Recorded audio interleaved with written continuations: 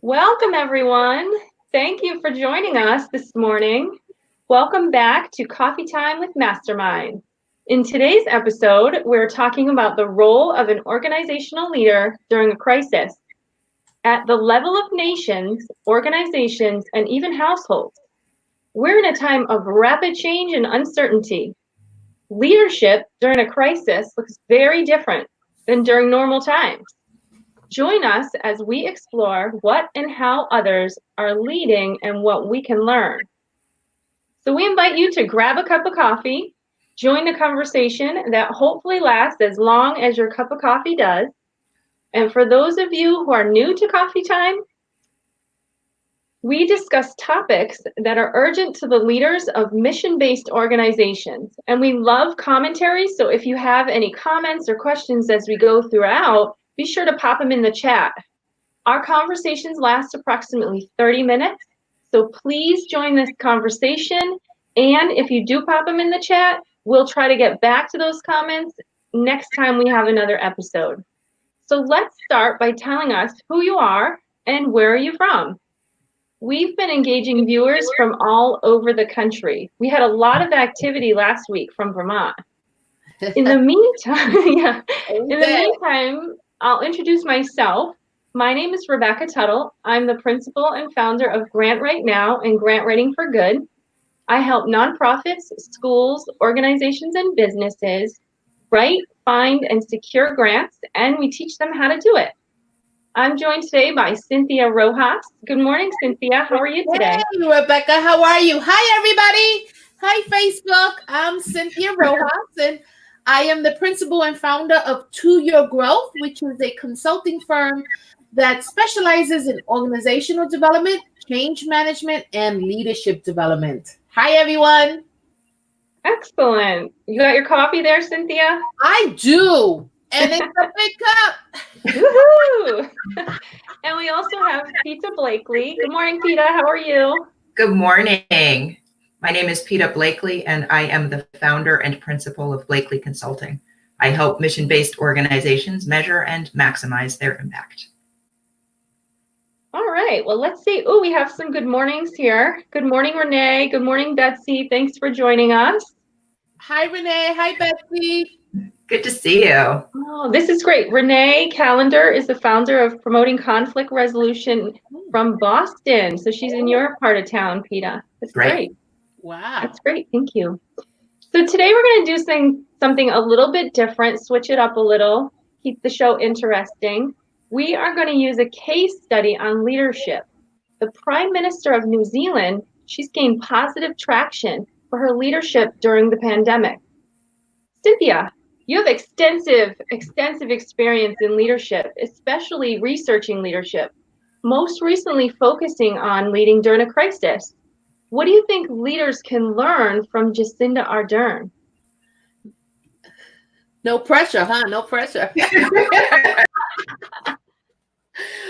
Well, for starters, Jacinda is not afraid of stating a big goal. She has a really compelling vision, which I think is extraordinary. And yet it's vulnerable, right? To say something, and her goal, she is stating as eliminating the virus out of New Zealand. And that is an extraordinary goal, and it's vulnerable. And no one wants to fail, especially publicly. But she's also not doing it alone. She told her country that she needs a team of 5 million people to do that. And I thought, wow, she just called her country her team. And talk about being able to get behind someone's vision. That's like embracing everybody. We can only do this together. And if you remember, JFK did the same thing when he was adamant that we were going to place a man on the moon. He was very clear that this was not about putting one man on the moon. It was about putting an entire nation on the moon. And so the big goal is the biggest takeaway that we're learning watching Jacinda in New Zealand. And she has no fear, or at least she's not demonstrating her fear, and no vulnerability. And so I wonder, for our viewers, have any of you ever been led by someone who inspired you through a vision? Give us your comments. You know, one of the things that stood out to me about PM Ardern's leadership during this period was that she set a very clear and measurable goal and helped people, helped bring people along with a set of metrics. People understood where they were. In this case, she had specifically set up these levels relative to the containment of COVID virus in the country. So now this let her off the hook a little bit. She doesn't have to micromanage the process because people knew what was going to be asked of them at different levels, and helped people to understand changes as they were happening because these levels had been set out in advance. It seemed clear and fair. I think her communication is very clear, very, very concise, and she takes a very complicated issue. I mean, the virus, an entire country of 5 million people, and all the other things that she has to take care of. And she puts this metrics, it's 4 levels. Yep. And they're clearly defined. And she spent a considerable amount of time teaching the country what it means, what all those levels mean, and why. And then was able to talk in levels in a way that everybody understands. And so you're right on. The ability to take something complicated and simplify it and get people behind it has been something that we've been watching her on. She's doing a great job at it. Yeah. Yeah. And this lets everybody feel like they have their particular role. They know what their responsibility is. Yeah. And so Rebecca talks about this all the time. Like, how do you communicate to funders? Clear goals. Be very concise in how you are framing what you do and what you intend your outcomes to be. I don't mean to talk for you, Rebecca, but that's something you've been teaching us. Yes, absolutely. I first want to welcome Benjamin to the show. Good morning, Benjamin. How are you? Thanks for joining us. Good morning, Benjamin. So that speaks to the issue, or not issue, but concept. We all hear the word transparency all the time. That's really important when you're building and maintaining relationships, especially in fundraising and grant development. That's the way we create organizational allies, by being upfront, right? People do business with people they know, like, and trust, and transparency is a part of that trust building, which leaders, if they're transparent, can build trust within their organizations. So that's why it's so important to build trust in your organization, but also set goals. And as you progress and monitor those goals, you're transparent about that progress so that everyone can get together and say, maybe we're not on track. What can we do to sort of shift a little? Or, hey, we're all on track. Let's celebrate that success together and then share that success through our transparency. Mm-hmm. Yeah, and I think we're seeing it with Jacinda as well, in that she's doing these Facebook live events. She's checking in with her country. We get to see her at home, and we get some insight into her private life. And so this sense of transparency, vulnerability, her extraordinary ability to showcase empathy has been noted as well. Really, really important when building trust within your organization, or with your followers, or with your employees. It's very key. So it's a great point, Rebecca, this idea of transparency and vulnerability. Vulnerability. I mean, how do you go in front of the world and say, we're going to eliminate this virus? And she's done a pretty good job at containing it. A pretty good job. Yeah. Well, Yay for data, huh, Peter? Yeah, right. Yeah. They have a lot of infrastructure in that country that probably helped ensure that they were going to have accurate, reliable, and timely data. Huh. Okay. Okay. But they also were solution focused, right? It's Right. Yeah. not enough to say we're going to eliminate this altogether. You say we're going to try our best to eliminate this altogether, and here is what we propose. Again, with the big goal, right? And the steps Right. along the way, making that progress and checking yourself if the progress isn't going as planned. But it seemed like they had a pretty big goal with a pretty big solution focus to get to where they are. So that's terrific. And then they have that structure that lets individuals and industries and local governments problem solve within the context of that larger goal, right? Because they know what level they're at and they know what steps they need to take. So, for example, if they were at a level that required certain industries to close or to change their processes, they knew why and what they needed to do. Yeah. Yeah. No, and we have someone in the comments who Ivy from Ghana. Wow, welcome.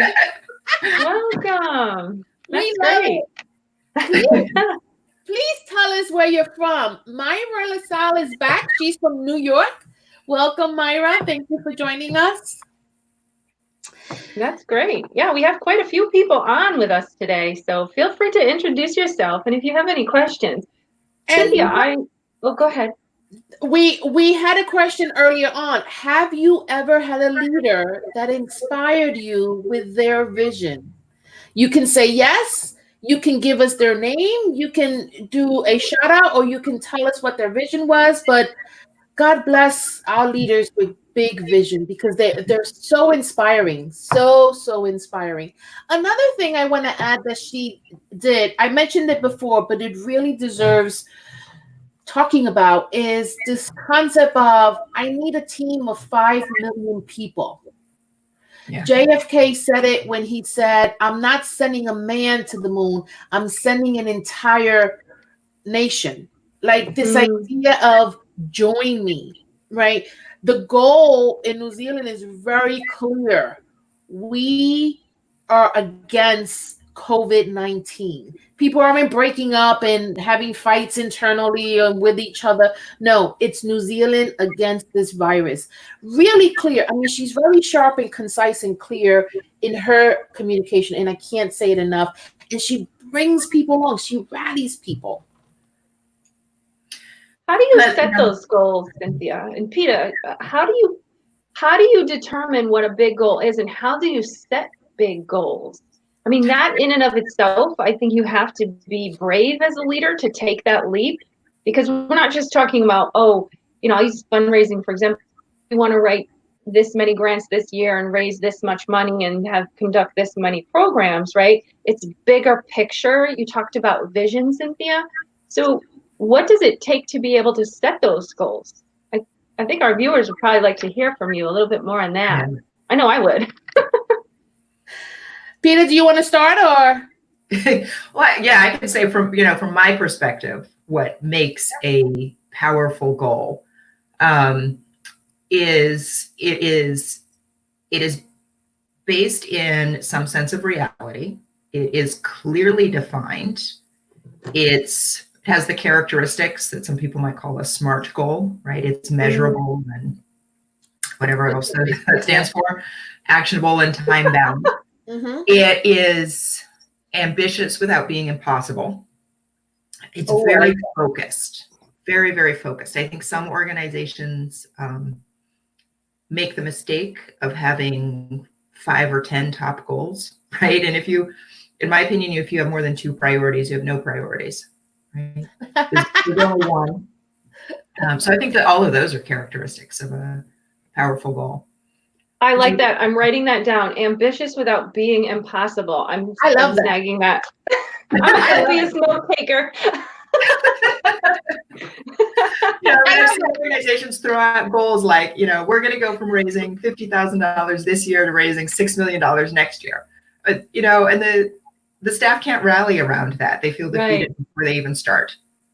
But if you set a target, 50,000 this year, 60,000 next year, well, people can get excited about that.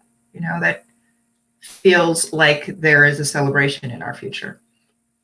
The other thing you have to be mindful of, especially if you're shifting and raising the bar on your goal setting for financial goals with fundraising is you don't want to raise, 500,000 this year and then next year 700 and the following year back down to 5. Funders don't like that fluctuation in your financials. It can really do damage to you as a grant applicant. So, and you also want to make sure that you have the capacity now to grow from 500 to 700. And if you shifted back down, my guess is there wasn't enough planning there to keep you consistently at that 700 level.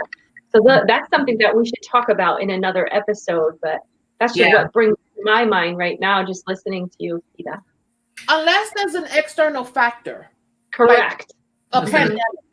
A windfall, right? But you make a really good point, Rebecca, about infrastructure. And I had alluded to that in the case of New Zealand, that they had certain infrastructure that, one, made this goal feasible, and two, made it measurable, right? Caused them to have reliable data. But I think you're making another point about sustainability, right? About actually creating systems that support the scale that you want your organization to be at.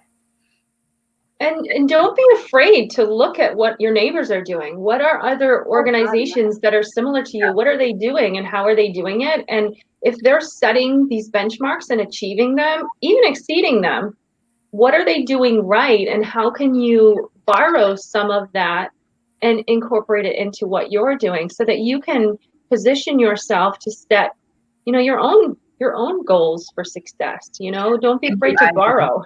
IVY SMART stands for specific, measurable, attainable, realistic, and time-bound. Thank you, Ivy. Thank you, Ivy. Oh, yeah. So, all right. Rebecca, I want to get back to your question about how do leaders set and attain a goal. Mm-hmm. And, I asked Peter she wanted to go first because as data people, we always have the end in mind. We start with the end in mind. But in addition to that, as leaders, you should think about what's the condition you want to see, you aspire to. And this is fearful for some leaders. If you are in a nonprofit that is dealing with an issue, homelessness or poverty, your goal should be to end poverty, to end homelessness.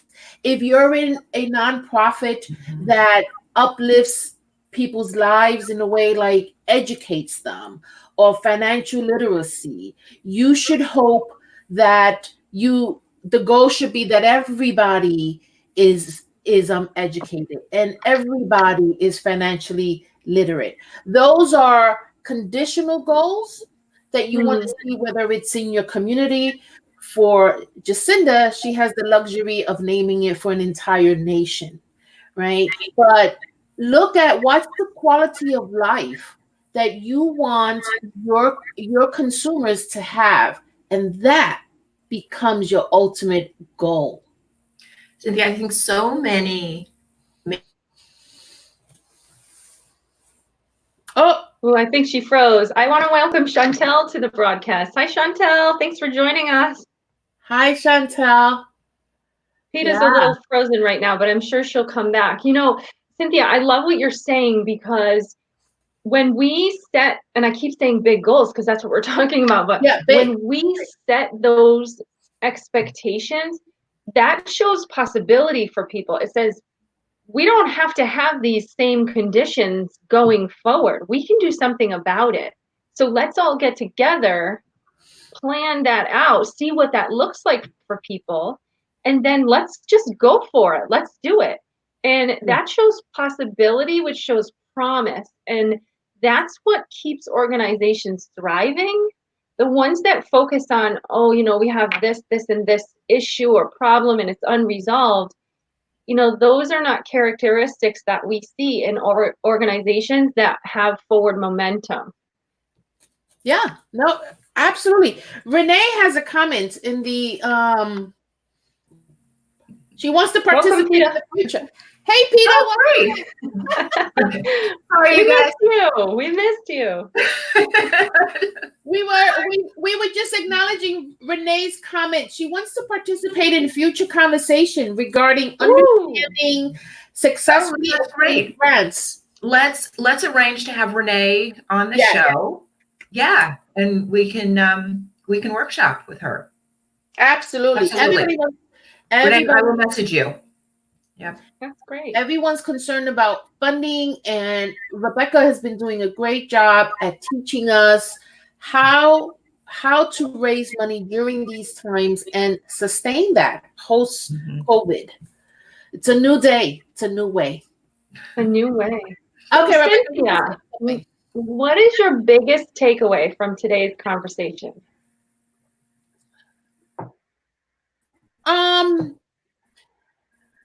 I think having a big goal is I think daring, but a must for leaders. People need to rally behind something, and the more compelling that vision, the more people can rally behind it. And if you get people behind you, you will be far more successful than doing it on your own. So I think for me, the biggest takeaway is the big goal. I like that. That's the power of the collective, right? The collective mind. Oh yeah. How about you, Peta? What's your big aha? Well, Cynthia had spoken before about the fact that leaders in a time of crisis need to be holding the vision and not in the role of administrating the organization. And I think our conversation today really helped make that clear for me to understand what that means to hold the vision for the organization. I like that. I like that. Rebecca, do I have a minute to talk a little bit about key communication messages? Of course you do. We have about 8 minutes left, so sure, go ahead. I just want to be mindful about time, but it's I want to be mindful of the fact we are still managing the response to this pandemic. We are in this country 8 weeks in many parts of the country, at least in the Northeast, we are 8 weeks into our shelter in place, and organizations are still trying to find ways to deliver their services to the people that they need to deliver it to. I want to be mindful of that. But leaders, you have to also widen your lens. You have to think about the future. And in the pandemic, your future could be a month out or 2 months out, but your staff depends on you because we're going to come back to the office and they want to know that you've taken care or you've thought about what that disruption is going to feel like. And so your communication, which we're learning from the Prime Minister of New Zealand as well, should remind people what is your vision, right? So that they always remember, but have a foundational message. What are your values? Your organization had values. And if you've gone through something before and survived it, remind your staff of that, right? Because that's grounding for staff. And when you're grounded, you feel safer. And then over communicate, right? So Jacinda spent 2 days before she put out the levels talking to the country about what those levels were going to mean, right? Before the lockdown, sorry. She spent 2 days talking to the country about what the levels mean and why. This is not the time to just keep your staff, keep your communication momentum of once a month or every 2 months doing an all staff meeting. Zoom is a wonderful opportunity. I know a CEO at a nonprofit where every Monday morning he has an open hour. And anybody can join on the Zoom and ask him anything. And he does it in plain clothes and he does it in his house. And any other time his staff could not do that. So those 3 elements, if you can put them in all of your communication, is going to help you as you lead your organizations. And so what are they again? Your foundational message. What are your organizational values? Remind people you guys are strong. You guys persevere. Whatever your values are. You don't have to name all 8 of them, but use the one that's relative to that communication. Remind your staff of your vision, your long-term vision, and communicate so that they feel safe and they know what's happening. Transparency builds trust. Okay. Thank you, Rebecca. I like that. Affirmations. Affirmations are very powerful. Yeah. And as we're putting these new practices into place, don't let them go when we come up out of this. Yeah. Continue that momentum, continue that practice. People will become accustomed to it and it will become part of their routine. And it will also help gently ease people back into, which probably, I'll be honest, many of us are scared to go back to work. We want to go back to our job and the people we work with. But until we can feel comfortable in that physical space and get that reassurance, when you're building all of that from the outside, when you go back, it's going to be much more comfortable for folks when you get there. So I like that affirmation. I really do. Very good.